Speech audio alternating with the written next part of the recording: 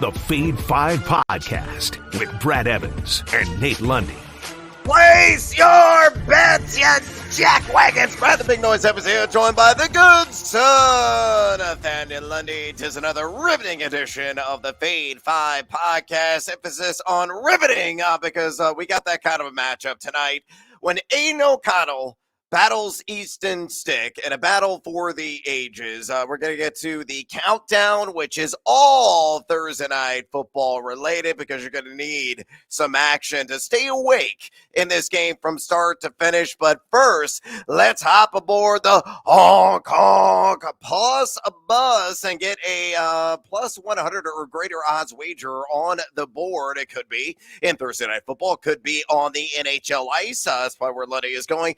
Could be in the NBA or another light slate of college basketball games. The light slate last night kicked the dog shit out of me, so I'm already in full chase mode this week, dealing with that deficit. But Lundy, give me a winner, please, in any sport of your choosing, because I sorely need it. Yeah, the Rebels didn't do you any favors last night, did they? What the hell was that? Come on, Creighton! Oh, my goodness. The Blue Jays laid an egg in one without question. I knew that was going to be where you would start things off. Let's start things off on the ice, shall we? Let's talk about some gifts, those goals in the first 10. Several games tonight where the metrics would tell you that we are going to see several goals in the first 10. However, I will also preface it by saying this. Brad, on Tuesday, let me rewind for just a moment, jump with Sherman into the Wayback Machine. There were 10 games in the National Hockey League on Tuesday. Brad, 9 out of those 10 games had a goal in the first 10. The one that did not was the one that all of the metrics would have told you that it was going to happen, which means that was the one that was in my parlay, wasn't it? That little son of a bitch. Oh, the Kraken can suck it. For tonight, let's go here. Let's talk about Ottawa and St. Louis. Let's talk about Calgary and Minnesota. We're going to put both of those together for there to be a goal in the first 10. If that happens over at DraftKings, we're talking about a payday of a plus 161. Why do I like Calgary and Minnesota working backwards? For Minnesota, a goal in the first 10 has happened in 90% of their home games this season. Once again, for Seattle, it was 84% last Tuesday, but I digress. Why do I like it for Ottawa and St. Louis? Brad, Ottawa is a perfect 100% in their road games that they have either scored or allowed a goal in the first 10. The Senators are perfect on the season in terms of road games when we're talking about the gift. So we're going to put Ottawa and St. Louis, Calgary and Minnesota, those two games together, plus 161 at DK. Oh, fantastic. Plus 161. Get seduced by that juice. Let's go back to college basketball. I just can't quit the sport and betting on it and losing funds in the process. It's finals week, and a lot of kids are checked out mentally, it seems like. See Creighton in Vegas yesterday, but hopefully that is not going to apply to the Furman Paladins. So on this SGP, and come with me if you are buying what I'm selling here. I'm going to take Furman plus 9.5 on that alt line. I'm going to take the total down from 171, which you never see a total that high in college basketball, to 163 and hit that over at the 163.5 number. You put those two together at BetMGM, it is a cool plus 110. Furman taking on Tulane, and this game has got zip appeal because both play at a breathtaking pace. Tulane, number 6 in the country in adjusted tempo, according to KenPom. Furman, number 17 in that category. So points shall be plentiful. You look at Furman, number 44 in effective field goal percentage offense. They're shooting 58.4% inside the arc and close to 34% outside of it. And over 46% of their shots are coming from distance. So they are jack happy, much like me in high school, to say the least. And then you look at Tulane. They are number 239 effective field goal percentage defense. Mediocre, number 182 and 3-point percentage D. So again, a game that could be in the 90s, entirely doable. I just needed to finish somewhere in the 80s and Furman to keep this somewhat snug. And I frankly will cash a winner again, which I desperately need right now in college basketball. So to recap on the SGP, Furman plus 9.5 and the over 163.5. You put those two together, plus 110 at BetMGM. With those bets on the board, let's get after it. Another god-awful Thursday night football matchup. Aidan O'Connell, Easton Stick, and the Fade Stinking 5. Number 5. All right, numero cinco on the countdown today. Let's go with the silver and black. And a guy hopefully is going to lead me in the black with his leg. And hopefully is going to be the golden variety. Daniel Carlson. I need the over to hit on 1.5 field goals made. A little bit higher juice there. So you want to parlay this or reduce the juice and get seduced by it. Totally understand. But I like it as an isolated play at minus 130 there at BetMGM. You look at the Chargers. They've allowed the 8th fewest field goals made this season. So really counter to what I'm trying to sell you here on this prop. But 6 kickers have hit a pair of field goals or more against them. Carlson only had 1 boot through the uprights in week 4 in that prior matchup, but he is hitting 80% of his field goal attempts on the season. He has gone over in 5 of his last 8 games. And you look at Vegas, a team largely with Aidan O'Connell, again under center here, over the last several matchups. They are number 28 in TD-only red zone percentage.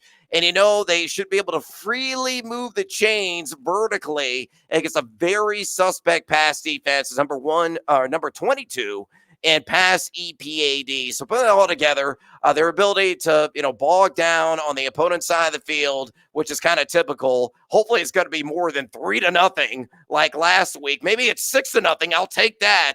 And if that is indeed the case, I will win with Daniel Carlson and make some cash on that over 1.5 field goals made. Minus 130 at BetMGM. Lundy, fade or follow. All right, here's the thing. Remember last week, Brad? Remember last week? There we were. We were bitching. We were bitching loudly about the Thursday night matchup.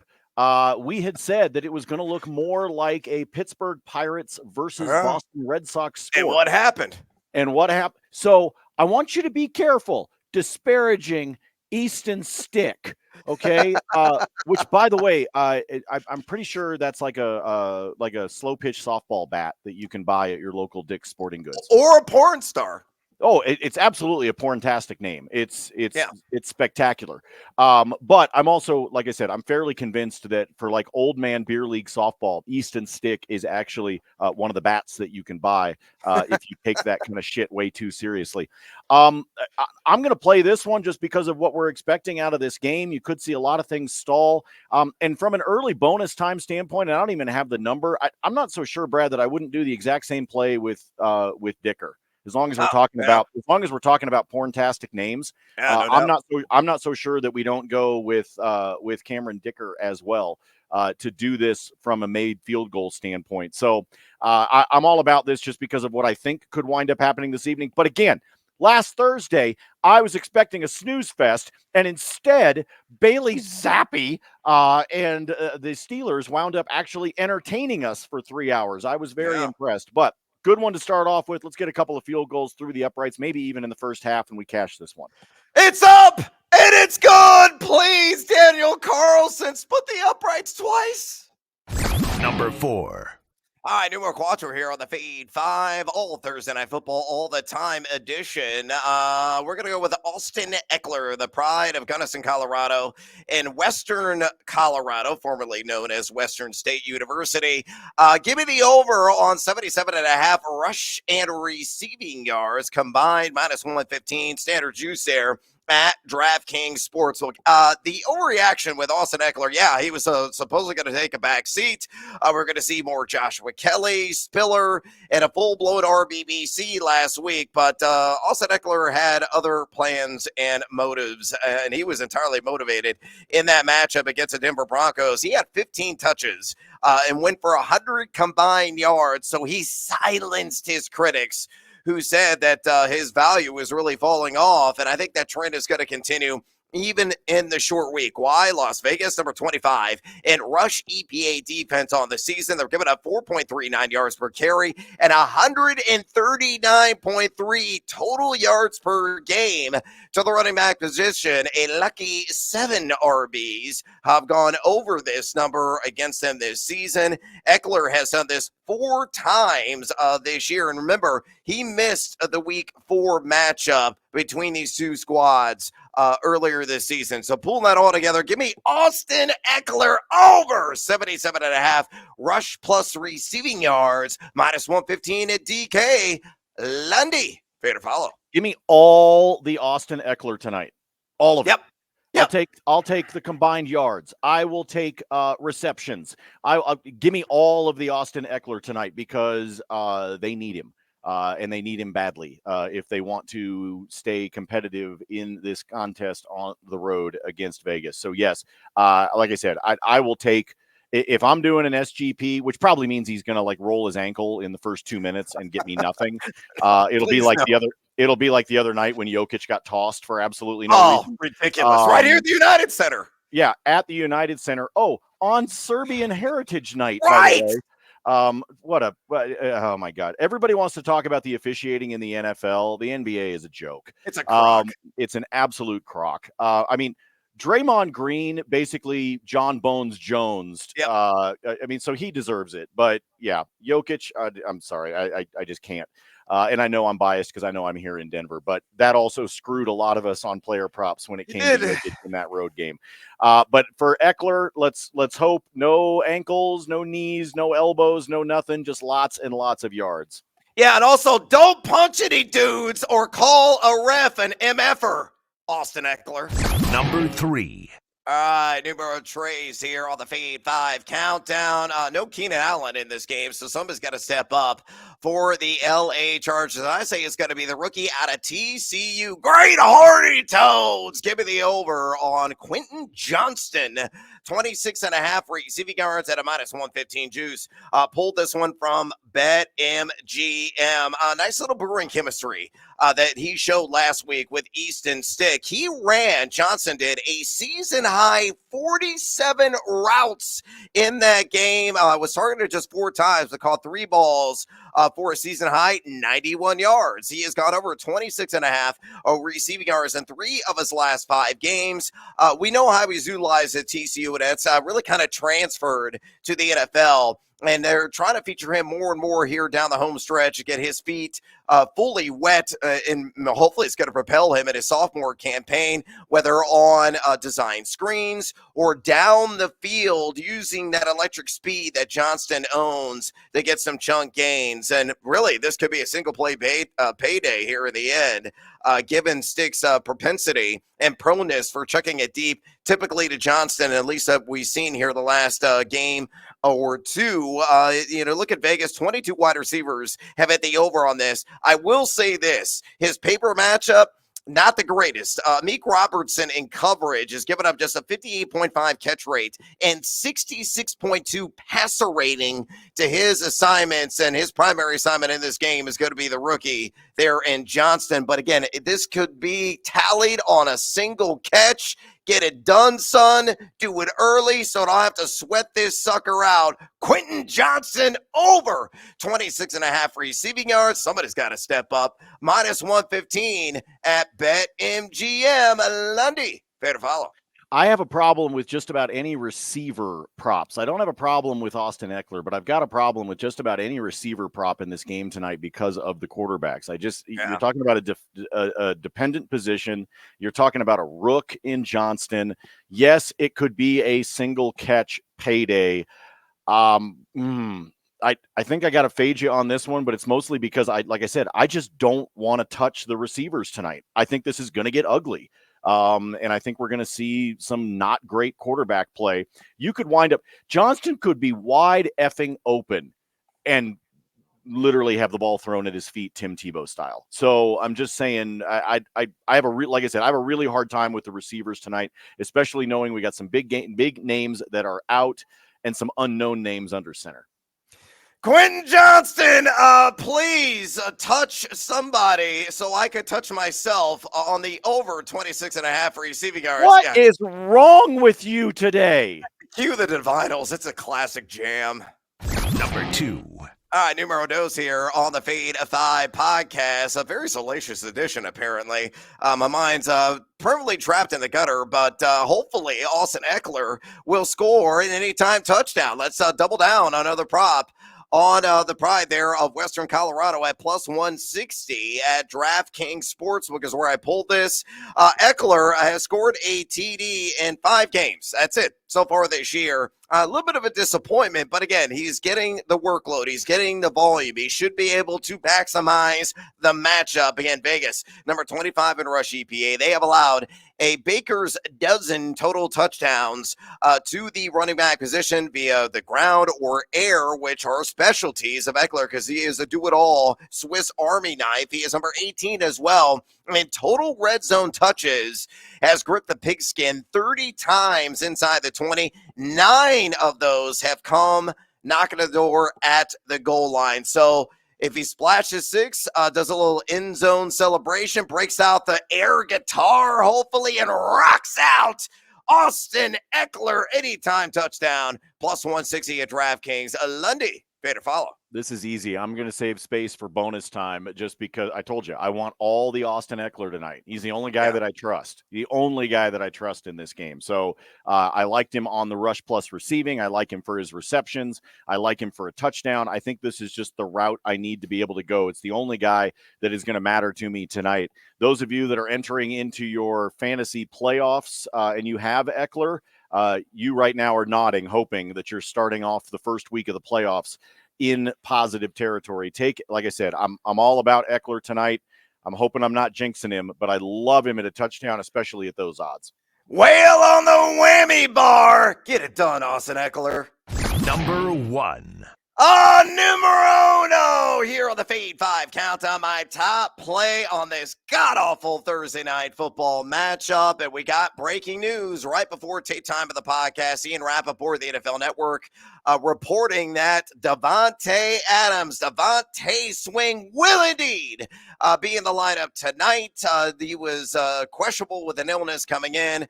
But has probably gotten plenty of fluids here the last 24, 48 hours and should be good to go. Maybe a Jordan flu game. We can only hope. So give me the over on 69. Nice. And a half receiving yards. That is available there in the alt market at ESPN Bet at an even juice plus 100. I think it's highly achievable. And yes, if you read it on the X, or I'm always trying to give it to you there at TeamHuevos, it was my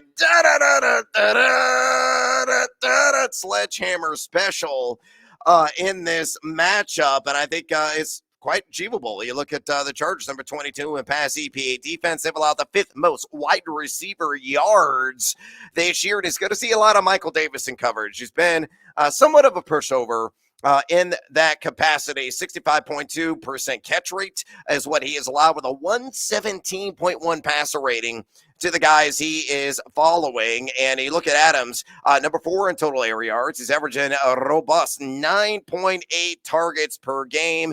He is number 20 in total route wins on the season. And recall week 4, and in that game, Aidan O'Connell was under center. He was peppered with targets. He had 13 in that matchup, caught 8 of those 13 for 75 yards. All I need is 70, and we cash a winner chicken dinner. So to recap, Davante Adams over 69.5 receiving yards in the alt market, and get that at even money plus 100 at ESPN Bet. My top play of Thursday night football. Lundy, better follow. I told you I don't trust the wide receivers, but if there is one that I trust, it's Davante Adams. So if I'm going to play one, I'm going to play this. You can also SGP this. You won't get it to plus 100, but I think it was yesterday morning. I think I popped one together that was 60 yards and 6 catches. And if you popped that together, and I want to say I did it at BetMGM, one of those, it came out to minus 110. So you were paying a little bit of juice. You were paying standard, but you brought that number down. You took his receptions line, which I think is the standard line's at 6.5.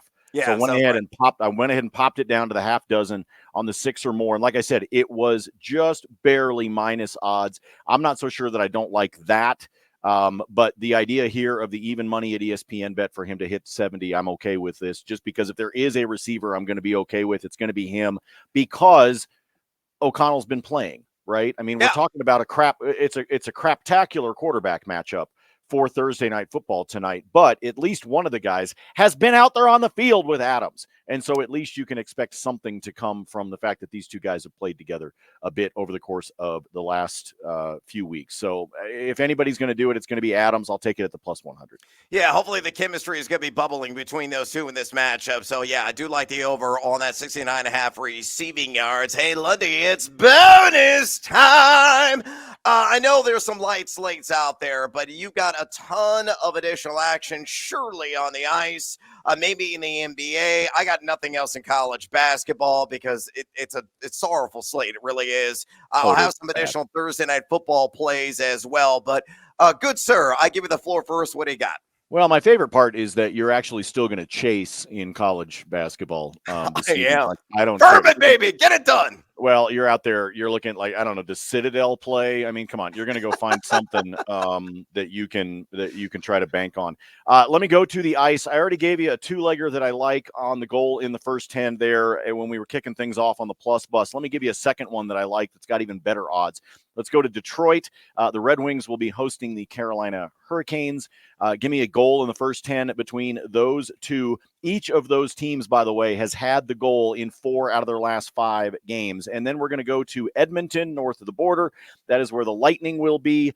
So Tampa Bay and the Oilers for a goal in the first 10 as well. Each of these two teams north of 60-65% on the season in terms of how it happens. So I'm leaning into the tendencies and leaning into a game between the Lightning and the Oilers that I do think is going to hit the over at 6.5. So you put those two things together, plus 170 if you do that 2-legger.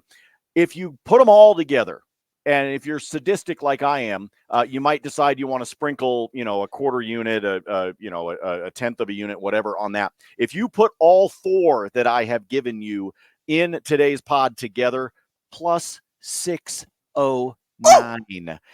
So, maybe I'm just, I don't know, Jim. I'm going to throw it out there for you. A couple of guys that are riding point streaks right now that I really like, each one of them to get a point again this evening. Give me Brock Besser of the Vancouver Canucks. He's got an 8-game point streak right now, including 8 goals and 5 assists over the course of those 8 games. Put that with Evan Bouchard, who is sometimes the forgotten name on Edmonton because everybody wants to talk about Leon Draisaitl. They want to talk about Connor McDavid. But Bouchard is on a 12-game point streak right now. 5 goals and 13 apples over the course of those 12 games. He is absolutely on fire. That happens when you are playing with guys like Draisaitl and McDavid and Ryan Nugent-Hopkins and guys like that. But so if Besser gets a point and Bouchard gets a point, that is plus 156 over at DraftKings. And then I haven't figured out exactly who I want to pair him with, but another name that I want you guys to watch tonight, Sean Couturier, of Philadelphia. He is on a 6-game point streak with 2 goals and 5 assists. Philly is at home taking on the Capitals. The Capitals are generous when it comes to the goal scoring. I don't think there's going to be a ton of goals in this particular contest between these two, but I think there's going to be enough for Couturier to be able to get a point. So find somebody else, some other leg that you like, and put those two together. And then going on the late night, I mentioned Florida and Vancouver were playing each other when we were talking about Besser here a minute ago for his point. Over at ESPN Bet right now, Vancouver is plus 100 on the money line. And that actually kind of surprises me because they are like minus 105 or it's a pick 'em at the minus 110 at a lot of the other books. But ESPN Bet is giving you Vancouver at even money. I like the Canucks at home against Florida. That's a long trip for the Panthers to be able to make, the road trip that they are on right now. So I'm going to take advantage of Canucks at home, even money at ESPN at plus 100. As Brad said, it's a shitty college basketball slate. The NBA is kind of meh. I haven't looked at it, by the way, but I don't know what his either points or points and assists are for Derek White right now. But dude's looking really solid on the court over the course of the last couple of weeks. So I'm going to probably go dig up a good player prop on Mr. White. For now, I yield the floor to the gentleman stuck in the basement at the United Center. Yeah, correct. Because I've done naughty things. This is what they do with people who have done naughty things. You've been doing naughty things for the last 25 minutes on this podcast, you pervert. You know, when you go to a Doja Cat concert, which was going down here at the United Center last night, naughtiness typically comes out, if you know what I'm saying. All right, let's go to the TeamHuevos parlay play of the day, SGP style, Thursday night edition. Give me the Raiders, plus 3.5 there on the alt line. Give me the game under on the alt total of 44.5. Give me Quentin Johnson, 10 or more receiving yards. That's it. And Austin Eckler, 3 or more receptions. Oh, there's one more leg here. Gerald Everett, 2 or more catches. You put all those legs together. 1, 2, 3, 4, 5, mi amigos. Plus 185 there at BetMGM. I think each is highly achievable. I gave you all the background, really, on why I kind of like the Raiders. It has everything to do with the fact that it's Easton stick, and the Chargers are not playing a lick of pass defense. And again, Aidan O'Connell's, Lundy, you said, is gained ample experience. Devontae Adams going to be in uniform. Josh Jacobs looking doubtful in this game. Probably going to get some, Zamir White, Amir Abdullah in the back field there for L.A. or formerly LA and Oakland, Las Vegas, whatever. But I like the Raiders to keep this one somewhat close, even if they lose by a field goal. I still win there. The game points are not going to be plentiful. It's going to be a bit of a slog. And then Johnson, the reasons why I outlined it on the standard line, all I need is 10 receiving yards. Eckler has been a busy pass catcher this entire season. All I need is 3 catches there. And Everett, 2 grabs. That's it. Again, no Keenan Allen. There's over 10 targets per game up for grabs in this passing attack for LAC. So I like that SGP again at plus 185. Elsewhere in bonus time. Let's go back to this game or just stick to it here. Hunter Renfrow, I find fascinating. He's really come on strong here. I kind of like the over on receptions for him in this game at 2.5. The lines were down because everyone was waiting on news about Devontae Adams. They have resurfaced. The juice before the lines were pulled on this prop on the over was minus 145. Now it's resurfaced, it's discounted at minus 125. And I say play it and pay it. A guy that's coming on strong here. Last 3 games, 17 or more routes he has ran in all those contests. He is total 14 targets, and he's gone 5 catches, 4 catches, and 3 catches in those 3 contests. Now, he's only targeted 4 times, so with a pair of receptions in the first matchup back in week 4, but he is number 9 among all wide receivers in route win percentage. Got to see a lot of action out of the slot where he lines up 88.6% of the time, which is Jasir Taylor's territory, who's given up a 60.9% catch rate. LAC has allowed the 16th most, middle of the pack, wide receiver receptions on the air, but all I need is 3 grabs from Renfrow working over the middle of the field, and we cash a winning ticket there. Otherwise, I'm not gambling on a single other entity in this stupid-ass game tonight. Let's go to the NBA. I have one play there. Domantas Sabonis. The Kings are taking on OKC at home. I'm going to take the over on boards.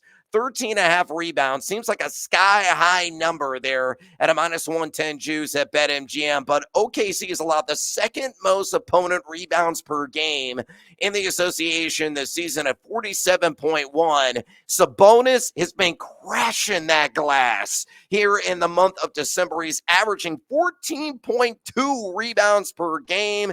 And last season in 3 tilts against OKC, he went 15 boards, 13 boards, and 14 boards. So he was over in 2 with 3. And again, given the shortcomings of the Thunder there on the glass, I think Sabonis is going to wax that glass and hit the over on 13.5 rebounds. All right, my cards are exhausted.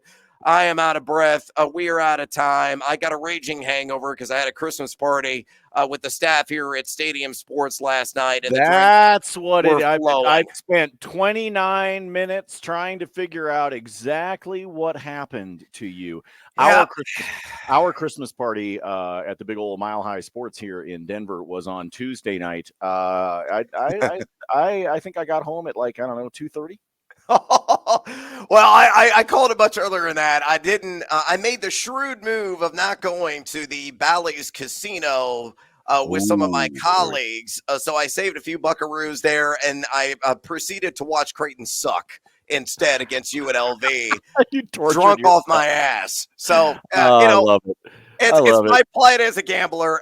We're going to get back after it again tomorrow here on the Fade 5, breaking down the entire Week 15 NFL slate and some of our favorite bets there. We'll have some bowl games to touch on as well, or some action on the college hardwood, some monster matchups actually beginning tomorrow night in that sport. So, I'm going to have some tickets flying there. For the outstanding Nate Lundy, I'm Brad Evans. Drop us a rating and review if you enjoy this podcast. Also, fade or follow us on the X. We're always trying to give it to you. Lundy and his free spreadsheet picks. At Nate Lundy, I do the same thing. At Noisy Huevos. For the handsome one, the ugly one says, adios, amigos. Until next time, as always, fade or follow. That is up to you. God, I need some Excedrin.